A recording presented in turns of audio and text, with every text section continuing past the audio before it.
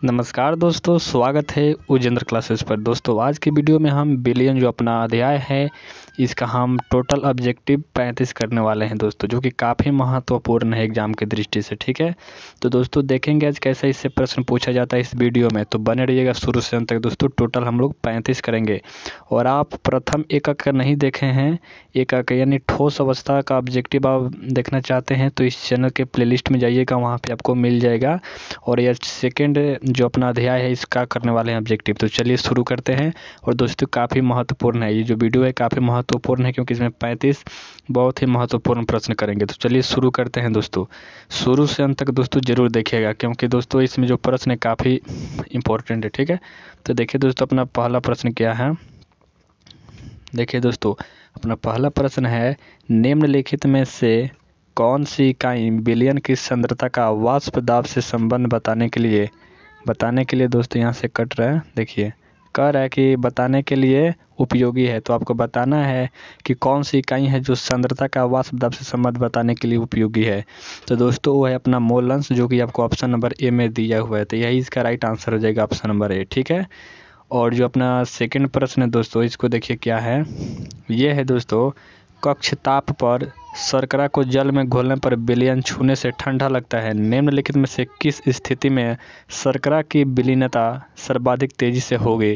तो दोस्तों इसका राइट आंसर हो जाएगा ऑप्शन नंबर 4, गर्म जल में शर्करा का पाउडर। ठीक है दोस्तों, तो ऑप्शन नंबर 4। और दोस्तों वीडियो को पॉज करके आप जो ऑप्शन ये वाला जो है पहला दूसरा तीसरा इसको भी पढ़िएगा। ठीक है दोस्तों, हम इसका राइट आंसर बता दे रहे, नहीं तो वीडियो बहुत लंबी बन जाएगी। ठीक है दोस्तों, तो इसका राइट आंसर ऑप्शन नंबर ये हो जाएगा 4। सेकंड नंबर प्रश्न का दोस्तों ऑप्शन नंबर 4 इसका राइट आंसर हो जाएगा। ठीक है दोस्तों, चलिए अपना अगला प्रश्न देखते हैं दोस्तों। ये है, यहाँ से देखिए ये प्रश्न दोस्तों, साम्यावस्था पर वाष्पशील द्रव विलायक में ठोस विलय के घुलने की दर। तो दोस्तों घुलने की दर जो होता है क्रिस्टलीकरण की दर के बराबर होती है। ठीक है दोस्तों, साम्यावस्था पर वाष्पशील द्रव विलायक में ठोस विलय के घुलने की दर क्रिस्टलीकरण की दर के बराबर होती है, जो कि ऑप्शन नंबर 3 में दिया हुआ है, इसका राइट आंसर हो जाएगा दोस्तों। ठीक है, तो थर्ड का ऑप्शन नंबर 3 इसका राइट आंसर हो जाएगा दोस्तों। और वीडियो को पॉज करके अपने से भी पढ़िएगा दोस्तों, ताकि अच्छे से आपको याद हो जाए। ठीक है, चलिए अपना अगला प्रश्न देखते हैं दोस्तों। देखिए ये प्रश्न है दोस्तों, एक बीकर में पदार्थ ए का विलीन रखा है, इसमें ए की थोड़ी सी मात्रा मिलाने से पदार्थ अवक्षेपित हो जाता है, यह विलयन है। आपको बताना है यह विलयन किसका है, यह विलयन मतलब कौन सा विलयन है। ठीक है, तो ए में कह रहा है संतृप्त है, तो जो कि यहाँ से देखेंगे अभी ऑप्शन है। और सेकंड कह रहा है अति संतृप्त, असंतृप्त और सांद्र। तो दोस्तों देखिए जो विलयन है, देखिए आपसे प्रश्न क्या कह रहा है दोस्तों, ये कह रहा है कि मिलाने से अवक्षेपित हो जाता है, यह विलयन है। तो दोस्तों एक बीकर में पदार्थ ए का विलयन रखा है, इसमें ए की थोड़ी सी मात्रा मिलाने से पदार्थ अवक्षेपित हो जाता है।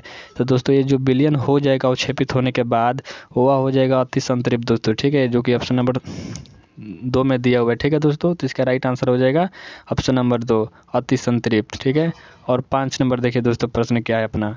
ये वाला जो प्रश्न है दोस्तों काफ़ी महत्वपूर्ण है, ध्यान से इसको देखिएगा दोस्तों और कंप्लीट देखिए दोस्तों, इस चैप्टर का पूरा दोस्तों निचोड़ ठीक है आपको मिलेगा इसमें। देखिए द्रव विलायक की निश्चित मात्रा में घोल सकने वाली ठोस विलय की अधिकतम मात्रा निर्भर नहीं करती है। तो दोस्तों कहाँ नहीं करती है आपको बताना है दोस्तों, दाब पर निर्भर नहीं करती है, जो कि ऑप्शन नंबर 3 में दिया हुआ है, जो कि वेरी वेरी इंपॉर्टेंट प्रश्न है दोस्तों। ठीक है, तो ध्यान दीजिएगा इस पर। और दोस्तों चलिए अपना अगला प्रश्न देखते हैं। यहाँ देखिए इसका राइट आंसर क्या होगा।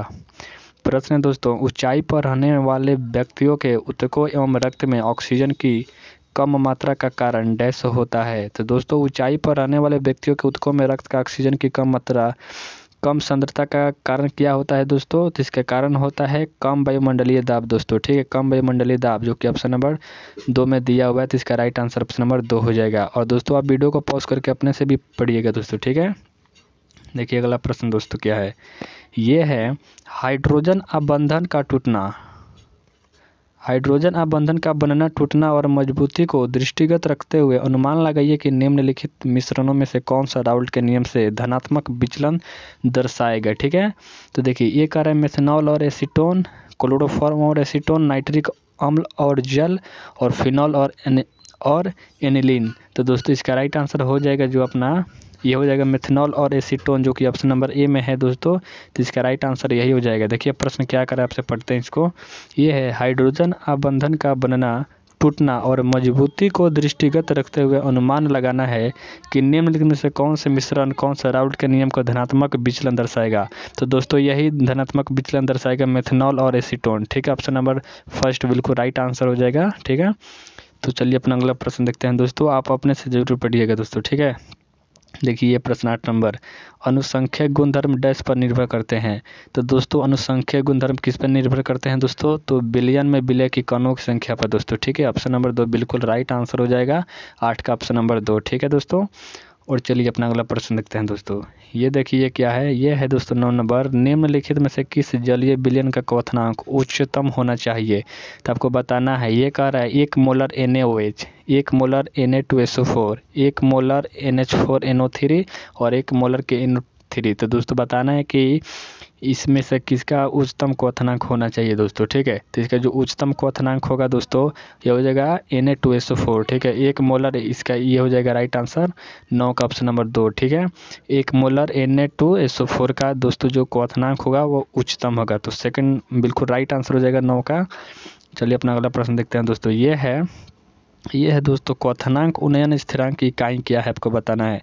क्वथनांक उन्नयन स्थिरांक की इकाई दोस्तों, प्रथम का है केल्विन केजी प्रति मोल, सेकंड का है मोल केजी प्रति केल्विन, और तीसरा नंबर का है केजी प्रति मोल प्रति केल्विन, और 4 नंबर का है केल्विन मोल प्रति केजी। तो दोस्तों देखिए जो क्वथनांक उन्नयन स्थिरांक की इकाई जो होती है दोस्तों वो होती है केल्विन का केजी प्रति मोल, जो कि ऑप्शन नंबर ए में दिया हुआ है, इसीलिए इसका right answer option number A हो जाएगा दोस्तों। ठीक है, तो ध्यान दीजिएगा, काफ़ी महत्वपूर्ण प्रश्न है दोस्तों। ठीक है, और अपना अगला प्रश्न ये है दोस्तों, देखिए जो कि बहुत महत्वपूर्ण है।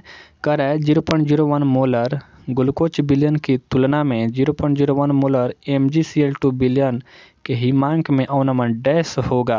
तो दोस्तों जो अवनमन होगा वो क्या होगा दोस्तों? 3 गुना हो जाएगा दोस्तों। ठीक है, 3 गुना, लगभग 3 गुना दोस्तों। ठीक है, देखिए अब से पढ़िए इसको प्रश्न को दोस्तों क्या कह रहा है। देखिए कह रहा है कि 0.01 मोलर ग्लूकोज की तुलना में 0.01 मोलर MgCl2 बिलियन के हिमांक में अवनमन कितना होगा। तो दोस्तों लगभग 3 गुना हो जाएगा। ये न्यूमेरिकल प्रश्न दोस्तों यहाँ कराएंगे तो दोस्तों काफ़ी लंबी हो जाएगी, और यहाँ पे तो दोस्तों आप यहाँ से याद कर लीजिए इसको, 3 गुना। ठीक है दोस्तों, लगभग मतलब पूर्ण रूप से नहीं, ये थोड़ा इधर मतलब हो सकता है, तो लगभग 3 गुना हो जाएगा। ठीक है, तो 11 का ऑप्शन नंबर 3 बिल्कुल राइट आंसर हो जाएगा दोस्तों। और वीडियो को कंप्लीट देखें दोस्तों, 35 प्रश्न ये कर लेंगे तो दोस्तों जो अपना बिलियन चैप्टर है एक तरीके से आपको अच्छे तरीके से दोस्तों मतलब क्लियर हो जाने वाला है। ठीक है, देखिए 12 नंबर प्रश्न है दोस्तों, अचार बनाने के लिए कच्चे आम को नमक के सांद्र विलयन में रखने पर सिकुड़ जाता है, क्यों। आपको बताना है कि अचार बनाने के लिए कच्चे आम को नमक के सांद्र विलयन में रखा जाता है तो वो क्यों सिकुड़ जाता है, क्यों सिकुड़ जाता है, ये बताना है आपको। ठीक है, तो दोस्तों सिकुड़ने के इसके कारण है प्रासरण के द्वारा यह जल दोस्तों खोता है। ठीक है, जो प्रासरण होता है तो ये जल अपने अंदर दोस्तों ले लेता है। ठीक है, जल खोता है। ठीक है, जल मतलब प्रासरण के कारण अपने में से जल दोस्तों बाहर मतलब कर देता है। ठीक है, इसी कारण। तो देखिए 4 नंबर यही इसका कारण हो जाएगा। सिकुड़ने के कारण दोस्तों क्या हो जाएगा, यही प्रासरण के द्वारा यह जल खोता है, यानी इसमें जल निकल जाता है बाहर, इसीलिए दोस्तों। तो ऑप्शन नंबर 4 बिल्कुल राइट आंसर हो जाएगा क्वेश्चन नंबर 12 का। ठीक है, तो दोस्तों चलिए अपना अगला प्रश्न देखते हैं। ये देखिए प्रश्न दोस्तों क्या है, ये है दिए गए ताप पर एक सांद्र विलयन के प्रासरण दाब की तुलना। तो दोस्तों दिए गए ताप पर एक सांद्र विलयन के प्रासरण दाब की तुलना में तनु विलयन का प्रासरण दाब उच्च होता है। ठीक है, अब ये मतलब प्रथम अपना ऑप्शन है, और सेकंड क्या कर रहा है कि दिए गए ताप पर एक सांद्र विलयन के प्रासरण दाब की तुलना में तनु विलयन का प्रासरण दाब निम्न होता है, और थर्ड का रहा है में उतना ही होता है जितना तनु विलयन का, और चौथा अपना ऑप्शन कर रहा है कि दिए गए ताप पर सांद्र विलयन का प्रासरण दाब की तुलना तनु विलयन के प्रासरण दाब से नहीं की जा सकती। तो दोस्तों इसमें देखा जाए तो इसका राइट आंसर जो अपना निकल कर आएगा वो फर्स्ट ही हो जाएगा, क्योंकि देखिए यहाँ सही आप पढ़िए अच्छे से। देखिए कह रहा है दिए गए ताप पर एक सांद्र विलयन के प्रासरण दाब की तुलना में तनु विलयन की प्रासरण दाब उच्च होता है, जो कि बहुत मतलब ये सही आंसर हो जाएगा ऑप्शन नंबर ए। ठीक है दोस्तों, तो वैसे ही इसका right answer option number A हो जाएगा दोस्तों। ठीक है, और जो अपना अगला प्रश्न है दोस्तों, इसको देखिए काफ़ी महत्वपूर्ण है दोस्तों, इसको गलत बताना है। तो दोस्तों देखिए, जब भी ऐसा प्रश्न आएगा कह रहा है निम्नलिखित में से कौन सा कथन गलत है, तो आपको सभी को अच्छे से पढ़ना है, ठीक है। उसके बाद आंसर बताना है कौन सा गलत है और कौन सही है, ठीक है। देखिए ये क्या कह रहा है, दो विभिन्न विलायकों में बनाए गए समान मोललता के दो सुक्रोज विलयनों के हिमांक में अवनमन समान होंगे, ठीक है दोस्तों। इसका निर्णय बाद में करेंगे कि कौन गलत और कौन सही है, पहले इसको पढ़ लेते हैं, ठीक है। तो दोस्तों इस पे डाउट है, ठीक है, और इसको पढ़ते हैं। विलयन में प्रसरण दाब को समीकरण पाई इक्वल टू CRT, जहाँ C विलयन की मोलरता द्वारा दर्शाया जाता है, ठीक है। और थर्ड अपना ऑप्शन कर रहा है 0.01 molar barium chloride potassium chloride acetic आम्ल तथा सुक्रोज के जलीय विलयन के प्रसरण दाब का घटता हुआ क्रम ऐसे दिया हुआ है कि BaCl2 सबसे ज़्यादा होगा, उसके बाद KCl, उसके बाद CH3 COOH, उसके बाद सुक्रोज, ठीक है, इसका क्रम दिया हुआ है। और जो अपना चौथा जो अपना कथन ये कर रहा है, राउल्ट के नियम के अनुसार विलयन की किसी अवाष्पशील घटक का वाष्प दाब उसके मोलल अनुपात के समानुपाती होता है, ठीक है। तो दोस्तों इसको हमको अच्छे से पढ़ने के बाद ये हम निर्णय लिए हैं कि जो अपना ये जो कह रहा है ये बिल्कुल सही है, ठीक है। और ये भी जो क्रम है ये भी बिल्कुल सही है दोस्तों, और 4 नंबर भी बिल्कुल सही है। तो दोस्तों 3 सही है, लेकिन जो अब ये दिया हुआ है ये गलत कह रहा है दोस्तों, और हमको गलत ही पूछा है, ठीक है। तो क्या हो जाएगा सही दोस्तों, तो ऑप्शन नंबर ए बिल्कुल राइट आंसर हो जाएगा, क्योंकि दोस्तों जो बात बता रहा है ये गलत बता रहा है, ठीक है। तो ऑप्शन नंबर ए बिल्कुल राइट आंसर हो जाएगा। तो दोस्तों आप अपने चीज़ को पढ़िएगा, और ऐसे एग्जाम में प्रश्न दोस्तों आते हैं, ठीक है, तो ध्यान दीजिएगा इस प्रश्न पर। अगला प्रश्न दोस्तों यहाँ से देखिए ये क्या है, ये कह रहा है KCl NaCl और K2SO4 के 1/2 कारकों के क्रमशः मतलब बताना है कि KCl और NaCl और K2SO4 के 1/2 कारक के मान बताना है दोस्तों, ठीक है। इनका मान मतलब बताना है कि इसका मान कितना होता है, ठीक है दोस्तों। तो देखिए दोस्तों इसका मान दोस्तों निकालने का सूत्र होता है, ठीक है ना। तो इसका मान आप याद कर लीजिए, यहाँ से क्या होगा, देखिए ऑप्शन ए कर रहा है 2 2 2, KCl का भी 2 होगा 1/2 गुणांक, NaCl का भी, ठीक है। तो ये ऑप्शन ए में कर रहा है, और जो अपना ये है यहाँ पर कर रहा है NaCl का 2 2 3। और तो देखिए दोस्तों हमको बताते हैं, जो इसका 1/2 गुणांक होता है ना KCl का, KCl यहाँ से देखिए जो अपना KCl जो है इसका 1/2 गुणांक 2 होता है दोस्तों, ठीक है। और जो अपना NaCl है, NaCl इसका भी 1/2 गुणांक 2 होता है। और जो अपना ये है K2SO4 इसका 3 होता है। तो आपको क्रमशः बताना है, यानी इसका क्रमशः हो जाएगा 2 2 3 हो जाएगा, ठीक है दोस्तों। तो 2 2 आपको 3 देखना है कि किस ऑप्शन में 2 2 3, तो ऑप्शन ए में नहीं है 2 2 3 दोस्तों, ये ऑप्शन नंबर 2 में है। तो इसका राइट आंसर ऑप्शन नंबर 2 बिल्कुल राइट आंसर हो जाएगा दोस्तों, ठीक है। 1/2 गुणांक का सही क्रम यही हो जाएगा दोस्तों, KCl और NaCl K2SO4, इसका राइट आंसर ऑप्शन नंबर 2 हो जाएगा दोस्तों। तो आप ऐसे निकाल सकते हैं, और इसका निकालने का सूत्र भी होता है। अगर आप अच्छे से इस चैप्टर को पढ़े होंगे तो आपको सूत्र याद आ गया होगा दोस्तों, ठीक है। तो उससे निकालेंगे तो 2 2 3 आ जाएगा, ठीक है।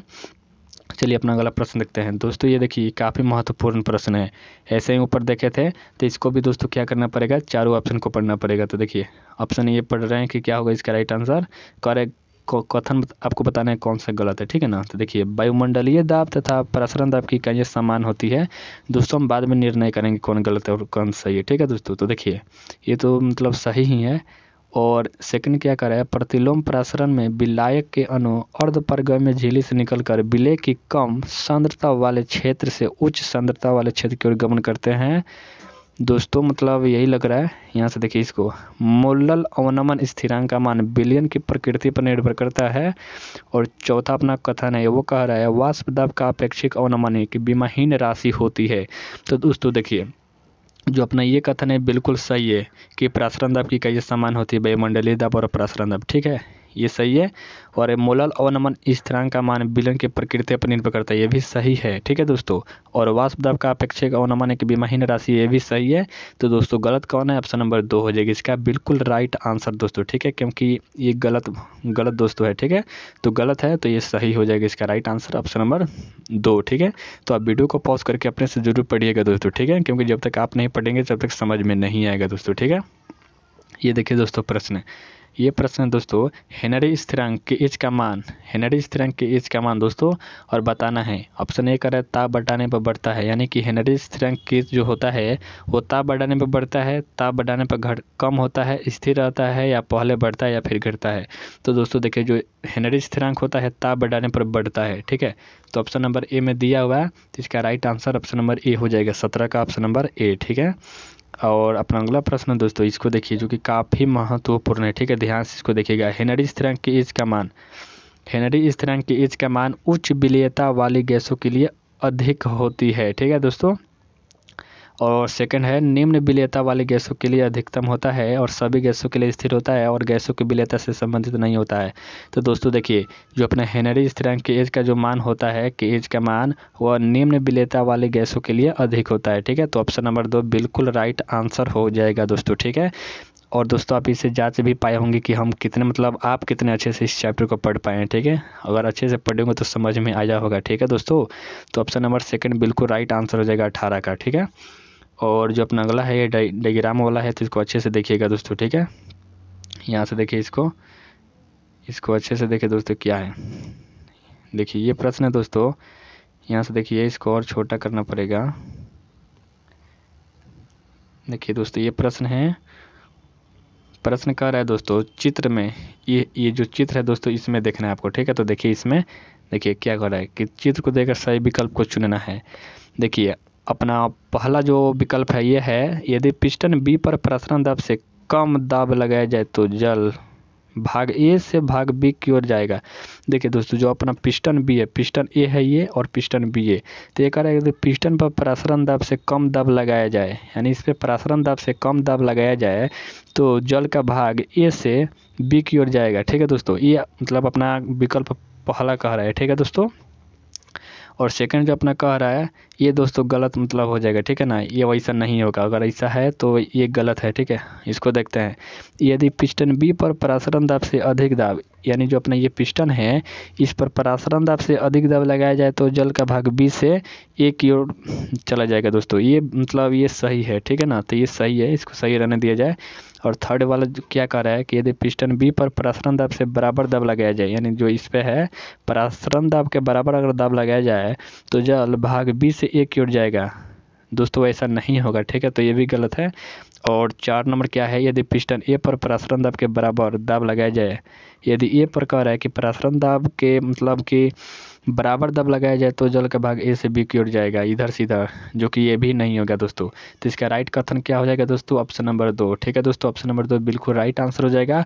और इस वीडियो को अभी पॉज कीजिए और इसको अच्छे से पढ़िए दोस्तों, ठीक है, क्योंकि डायग्राम वाला इससे नहीं समझ में आएगा दोस्तों, आप अपने से इसको नहीं पढ़ेंगे, ठीक है दोस्तों। तो इसका राइट आंसर दोस्तों ऑप्शन नंबर सेकंड हो जाएगा, ठीक है। और चलिए अपना अगला प्रश्न दोस्तों देखते हैं। ये दोस्तों प्रश्न है, यहाँ से देखिए दोस्तों, अगर आप चैप्टर को अच्छे से पढ़े होंगे तो दोस्तों बहुत अच्छे से समझ में आ रहा होगा, ठीक है ना। देखिए ये क्या है, हमारे पास ए बी सी के रूप में चिन्हित 0.1 मोलर, 0.01 मोलर, 0.001 मोलर सांद्रता वाले NaCl के 3 जलीय विलयन हैं। इन विलयनों के लिए 1/2 कारक का क्रम होगा।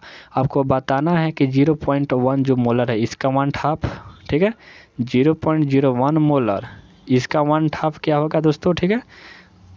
और जो अपना थर्ड है 0.001 मोलर, इन तीनों का दोस्तों 1/2 कारक का क्रम बताना है कि किसका 1/2 ज़्यादा है किसका कम है दोस्तों, ठीक है ना। तो दोस्तों देखिए, तो इसका जो राइट आंसर दोस्तों क्या हो जाएगा, देखिए तो 1/2 अगर इसको निकालेंगे तो यहाँ से क्या हो जाएगा, अगर इसका 1/2 निकालते हैं दोस्तों तो तीनों का समान ही हो जाएगा दोस्तों, ठीक है ना। 0.1 मोलर का और 0.01 मोलर NaCl दोस्तों, ठीक है ना। यार क्या NaCl के 3 जलीय विलयन है NaCl दोस्तों, ठीक है। यहाँ देखिए NaCl एक ही है, तो दोस्तों एक ही जब NaCl है तो आप कितना भी मोलर लीजिए, यहाँ तीनों का जो होगा 1/2 वो समान होगा, तो ठीक है दोस्तों। तो यहाँ पे ये हो जाएगा बिल्कुल राइट आंसर ऑप्शन नंबर 3, ठीक है। तो 20 का ऑप्शन नंबर 3 हो जाएगा, ठीक है। तो आप इसको ध्यान रखिएगा, काफ़ी महत्वपूर्ण प्रश्न है दोस्तों, ठीक है ना। चलिए अपना अगला प्रश्न देखते हैं दोस्तों, 21 नंबर। इसको देखिए दोस्तों, इसको पढ़ना छोटा करना पड़ेगा। इसको देखिए दोस्तों क्या है, ये कह रहा है निम्नलिखित सूचना के आधार पर सही विकल्प को चुनना है। इधर विकल्प दिया हुआ है, ठीक है दोस्तों, और इस सूचना दिया हुआ है। तो देखिए हम सूचना को पढ़ते हैं क्या है। देखिए दोस्तों क्या है, ये कह रहा है कि ब्रोमोएथेन क्लोरोएथेन के मिश्रण में AA और BB के प्रकार के अंतर आणविक अनयोन्य क्रिया AB की अनयोन्य क्रिया के लगभग बराबर होती है दोस्तों, ठीक है। ये हम अभी पढ़ रहे हैं। सेकंड कह रहा है इथेनॉल और एसीटोन के मिश्रण में AA और BB प्रकार की अंतराणविक अनयोन्य क्रियाएं AB प्रकार की अनयोन्य क्रिया से प्रबल है। और सी कह रहा है क्लोरोफॉर्म और एसीटोन के मिश्रण में AA और BB प्रकार की अंतराणविक अनयोन्य क्रियाएं AB प्रकार की अनयोन्य क्रिया से दुर्बल है, ठीक है। ये अपना सूचनाएं हैं, ठीक है, और इसके आधार पर हमको सही आंसर बताना है। तो दोस्तों देखिए, जो अपना बिलियन ए राउल्ट के नियम का पालन करेगा, ठीक है दोस्तों, जो अपना बिलियन ए है, बिलियन ए, ये राउल्ट नियम का यहाँ से देखिए, जो ये है दोस्तों, यहाँ से देखिए बिलियन ए, ये वाला जो है बिलियन ए राउल्ट नियम का पालन करेगा। ब्रोमोएथेन और क्लोरोएथेन के मिश्रण में AA और BB प्रकार की अंतराणविक अनयोन्य क्रियाएं AB प्रकार की अनयोन्य क्रियाएं के लगभग बराबर है दोस्तों, ठीक है ना। तो इसका राइट आंसर दोस्तों ये हो जाएगा सेकंड नंबर कि बिलियन ए राउल्ट के नियम का पालन करेगा, ठीक है दोस्तों। तो ऑप्शन नंबर 2 बिल्कुल राइट आंसर हो जाएगा 21 का, ठीक है। तो आप यहाँ से कर लेंगे और इसको स्टॉप करके यहाँ से आप पढ़ेंगे दोस्तों, इसको और समझने की कोशिश करेंगे दोस्तों, ठीक है। चलिए अगला प्रश्न दोस्तों ये है, देखिए दोस्तों, बहुत ही महत्वपूर्ण प्रश्न इस वीडियो में है, ठीक है ना। अगर आप अच्छे से बुक को मतलब अच्छे से कंसेप्ट समझे होंगे तभी दोस्तों होगा कुछ, ठीक है। देखिए इसको कह रहा है 500 ml की क्षमता के 2 बीकर लिए गए। ये दोनों बीकर दोस्तों 500 ml के हैं, ठीक है, 500 ml के हैं, दोनों बीकर 500 ml के हैं। इसमें से ए चिन्हित बीकर में 400 ml जल भरा गया है। ये यहाँ जो ये है, इसमें दोस्तों ये अपना इसमें 400 ml जल भरा गया है, जबकि बिलियन इसमें NaCl के 2 मोलर बिलियन की 400 ml, इसमें दोस्तों 2 मोलर के 400 मिलीलीटर भरा गया दोस्तों। दोनों बीकरों को एक ही पदार्थ से बने समान क्षमता वाले बंद पात्र में रखा गया है, ठीक है। तो दिए गए ताप पर शुद्ध जल के वाष्प दाब तथा NaCl विलयन के वाष्प दाब के बारे में निम्नलिखित में से कौन सा कथन सत्य है। तो देखिए दोस्तों, जो कथन अपना सत्य है ये हो जाए कि ए पात्र में वाष्प दाब बी के पात्र की तुलना में अधिक होगा, जो कि दोस्तों यही इसका राइट आंसर हो जाएगा। ए पात्र का जो अपना देखिए दोस्तों, जो अपना ये प्रथम पात्र है ये वाला, ये बी पात्र के तुलना में अधिक होगा, ठीक है दोस्तों। जो इसका वाष्प दाब होगा अपना, जो अपना ये वाला है, इसका वाष्प दाब इससे अधिक होगा, ठीक है। तो इसका right answer option number A हो जाएगा दोस्तों, ठीक है। अगर यहाँ पर हम समझाने लगेंगे तो दोस्तों वीडियो काफ़ी लंबी हो जाएगी। इसके लिए आपको अध्याय को बहुत अच्छे से पढ़ना पड़ेगा, तब यहाँ आपको बहुत अच्छे से समझ में आएगा दोस्तों, ठीक है। तो ऑप्शन ए बिल्कुल राइट आंसर हो जाएगा दोस्तों, ठीक है। चलिए अपना अगला प्रश्न दोस्तों देखते हैं। ये देखिए क्या है, ये है दोस्तों, 2 द्रव A और B एक विशिष्ट संगठन में न्यूनतम क्वाथे स्थिर क्वाथे बनाते हैं, तब दोस्तों तब AB अनयोन्य क्रिया AA और BB अनयोन्य क्रिया से प्रबल होती है दोस्तों। यही इसका राइट आंसर हो जाएगा 23 का, ठीक है दोस्तों। आपसे देखिए इसको क्या करा है, 2 द्रव A और B एक विशिष्ट संगठन में न्यूनतम क्वथनांकी स्थिर क्वाथे बनाते हैं, तब जब AB अनयोन्य क्रियाएं AA और BB अनयोन्य क्रिया से प्रबल होती है, तब दोस्तों, ठीक है ना। तो ऑप्शन नंबर ए बिल्कुल राइट आंसर हो जाएगा 23 का, ठीक है दोस्तों। और चलिए अपना अगला प्रश्न देखते हैं दोस्तों। और दोस्तों आप इस वीडियो को कंप्लीट देखिएगा, ठीक है ना दोस्तों। अगर आप चैप्टर को अच्छे से पढ़े हैं तो दोस्तों इसमें बहुत अच्छे से दोस्तों आप इसको समझ पाएंगे, ठीक है ना। और ये जो प्रश्न है दोस्तों आपको एक तरीके से रिवीजन करा देगा पूरा इस चैप्टर का, ठीक है ना। तो देखिए, और दोस्तों अब मतलब 2 प्रकार के इसमें ऑब्जेक्टिव है, और अब जो ऑब्जेक्टिव आएगा दोस्तों उसमें 2 से अधिक विकल्प सही होंगे। तो मतलब कि दोस्तों देखिएगा आगे होने वाला। देखिए ये प्रश्न क्या है, 0.2 मोलर NaCl के 4 लीटर जलीय विलयन को 1 लीटर जल मिलाकर तनुकृत किया गया, परिणामी विलयन की मोललता है। तो दोस्तों परिणामी विलयन की मोललता मतलब कितनी हो जाएगा दोस्तों। तो यहाँ देखिए ये हो जाएगा 0.016 दोस्तों, यहाँ पे इसको निकालना पड़ेगा, ठीक है दोस्तों।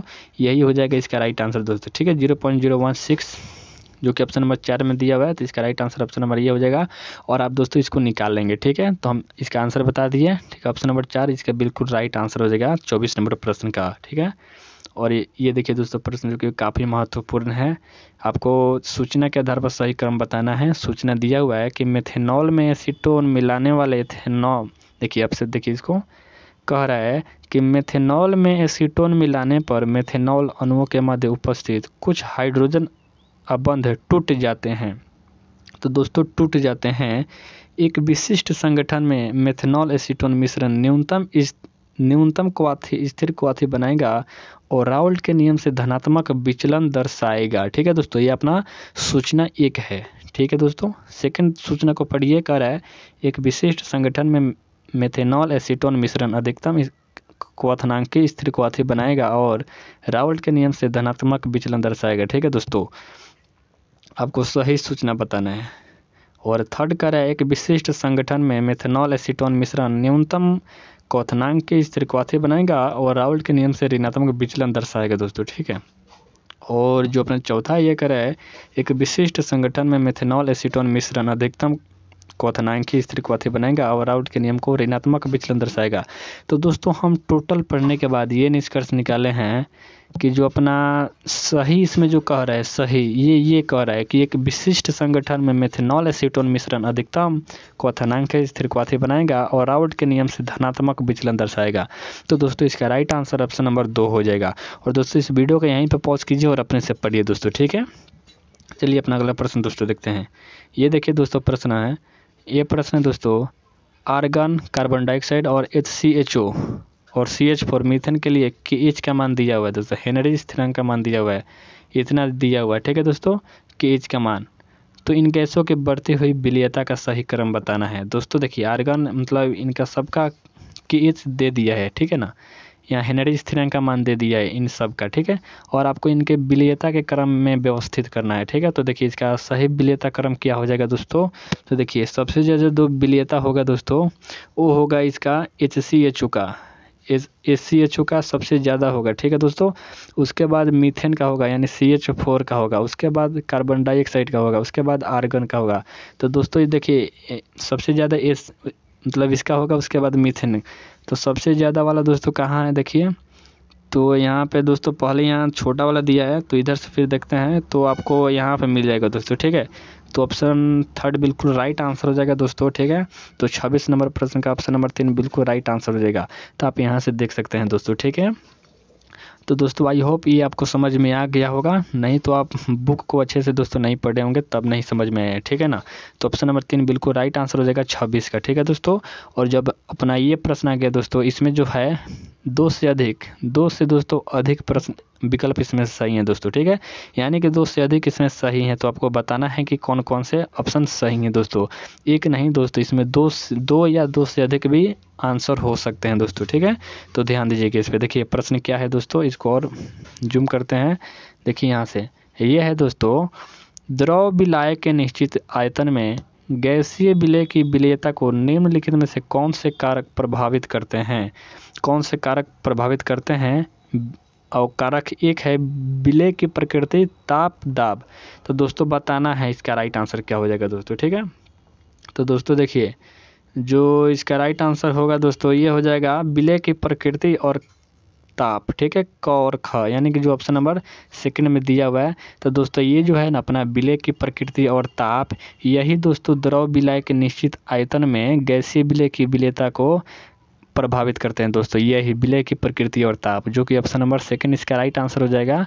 ठीक है दोस्तों, तो आप वीडियो को पॉज करके जरूर पढ़ते रहिए दोस्तों। ठीक है, तब आपको अच्छे से समझ में आएगा। ठीक है, देखिए दोस्तों अपना अगला प्रश्न क्या है, यहाँ से देखिए ये प्रश्न है, बेंजीन के 2 अणुओं के मध्य अंतरा आणविक बल लगभग उतने ही प्रबल हैं जितने कि टॉलुइन अणुओं के मध्य। बेंजीन और टॉलुइन के मिश्रण के लिए निम्नलिखित में से क्या सही नहीं है। आपको बताना है कि क्या सही नहीं है दोस्तों। ठीक है ना, आपको बताना है क्या सही नहीं है। तो दोस्तों मिश्रण, डेल मिश्रण ये 0 होगा, ये सही है। और डेल मिश्रण आयतन उसका यहाँ हीट दिया हुआ है और यहाँ आयतन दिया हुआ है, ये भी 0 होगा दोस्तों। ठीक है, ये सही है, दोनों कथन सही है।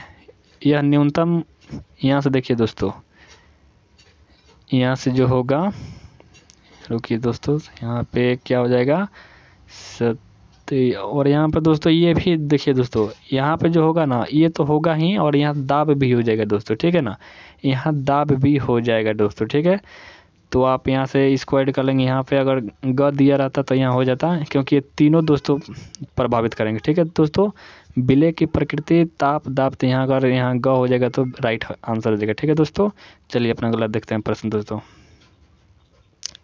यहाँ से। ठीक है दोस्तों,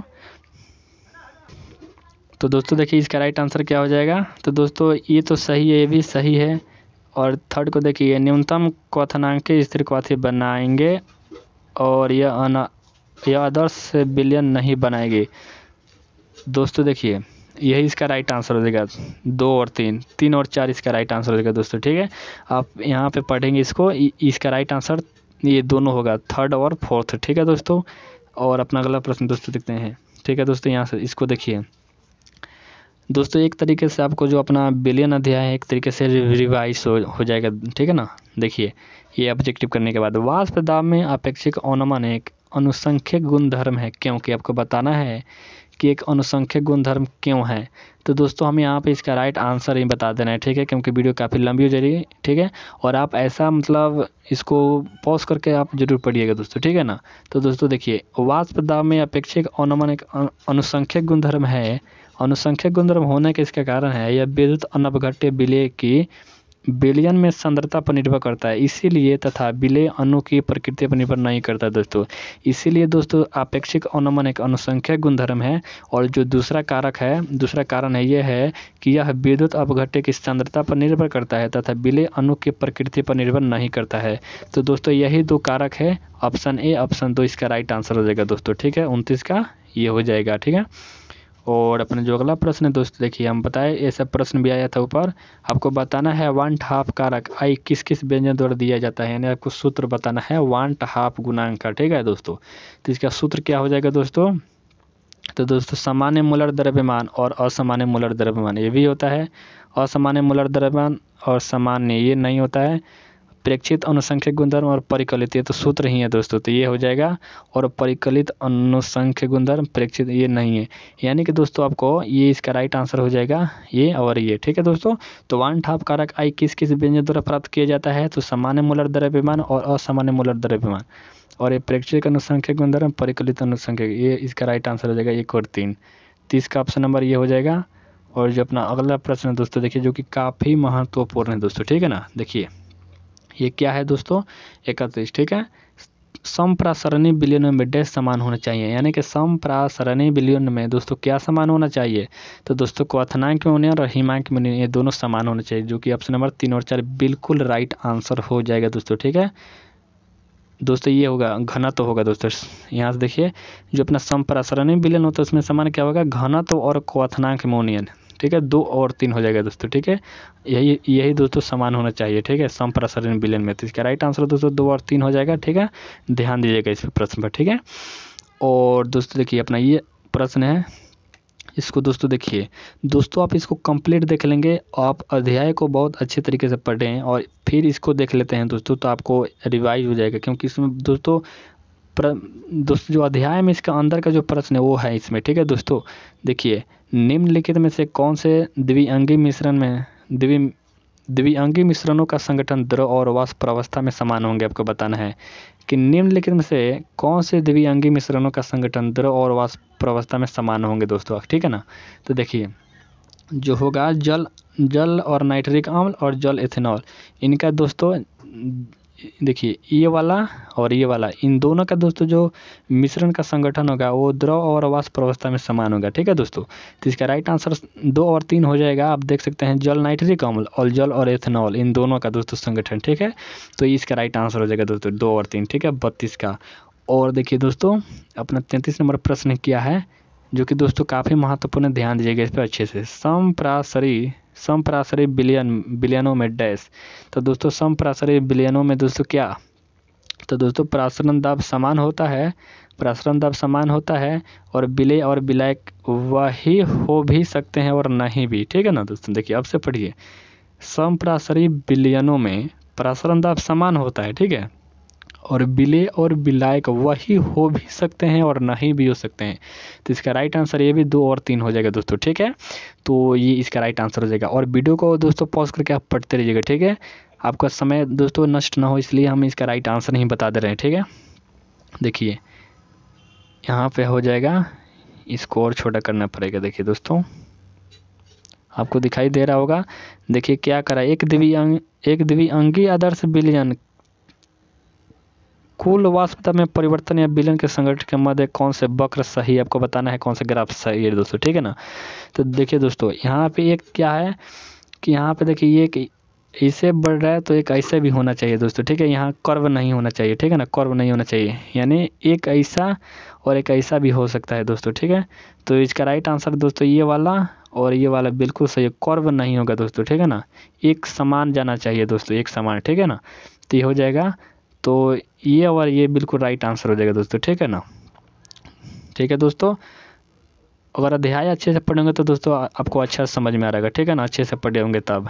और देखिए दोस्तों ये लास्ट प्रश्न है दोस्तों, इस वीडियो का लास्ट प्रश्न है, तो इस पर ध्यान दीजिए, काफ़ी महत्वपूर्ण है, ठीक है दोस्तों। और वीडियो को ज़्यादा से ज़्यादा अपने दोस्तों के पास शेयर जरूर कीजिएगा दोस्तों, ठीक है।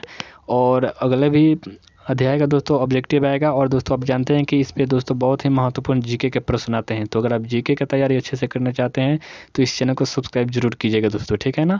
देखिए 35 नंबर प्रश्न दोस्तों क्या है, यहाँ से देखिए, ये है दोस्तों, अनुसंख्य गुणधर्म तब प्रेक्षित होते हैं जब, कब प्रेक्षित होती है आपको बताना है। तो दोस्तों देखिए, जो अनुसंख्य गुणधर्म है वह किसी अवाष्पशील ठोस को वाष्पशील द्रव में घोला जाता है तब प्रेक्षित होते हैं, ठीक है। और कब प्रेक्षित होते हैं दोस्तों, किसी अवाष्पशील द्रव को एक अन्य वाष्पशील द्रव में घोला जाता है तब। तो दोस्तों यहाँ से इसका राइट आंसर 2 और 1 और 2 हो जाएगा दोस्तों, ठीक है ना। यही जब होता है तब प्रेक्षित होता है दोस्तों, तो इसका राइट आंसर 1 और 2 हो जाएगा। तो दोस्तों आज के वीडियो आपको बहुत ही अच्छा लगा होगा। एक तरीके से दोस्तों इस चैप्टर के अंदर से जो प्रश्न बन सकते थे वो वाला प्रश्न है दोस्तों, ठीक है ना। तो दोस्तों आज के वीडियो में इतना ही, मिलेंगे अगले वीडियो में, तब तक के लिए गुड बाय और अच्छे से इसको पढ़िए।